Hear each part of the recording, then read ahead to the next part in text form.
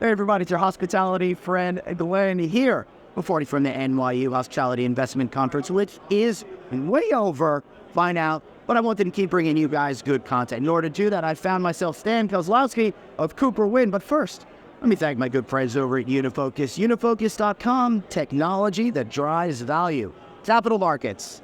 Oh, I'm like, I don't even know what to think about this right now, but what's going on with the capital markets and bids and asks and all of this kind of stuff that I pretend to understand but don't really. Well, we're here in New York, and I think it drives right from here. And if you look at it yesterday, it used to be a daily business. It's an hourly business. 10-year dropped yesterday tremendously. It'll go back up tomorrow. So a lot of our focus right now is on that gap, gap between yesterday's financing and today's offers. So how do you figure all that out? What's that process like? Super creative right now. Obviously, number one is your existing lender. What's their propensity to kind of stay on board, do some modifications, see what you can do. We got a lot of interest rate caps expiring, and people are looking at their, profit and loss statement going, holy cow, my interest rate's about to go up by 300 basis points. So practically speaking, how does that affect the ability to operate that continuing asset or even be able to hold on to it?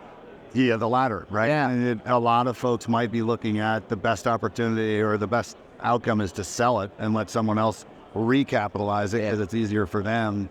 But then you get to that price expectation, right? What does that do? Why would it be easier for someone new coming in to recapitalize it instead of just recapitalizing it yourself? A lot of the lenders look at the new money as positive, right? They're going to their committee saying it's new money and there's a plan. We're going to finish the PIF.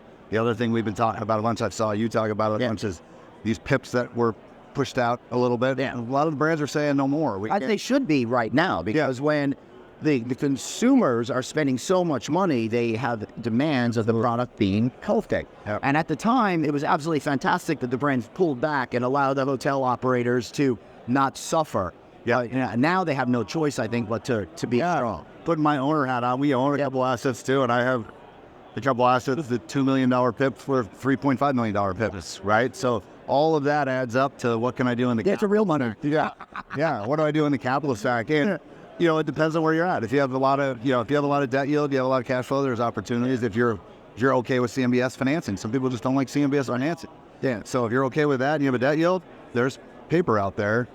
Otherwise, it's creative. You're adding probably a player or two to the stack, and bridge or mezz or C-Pace, you talk a lot about. That starts to, it seems to be a lot of layers and a lot more complicated. Yep, that's what we're spending a lot of our time on. Interesting. Is adding layers. I love it. All right, want to add some layers, reach out to this guy. Stan Kozlowski, I'm Glenn Hausman.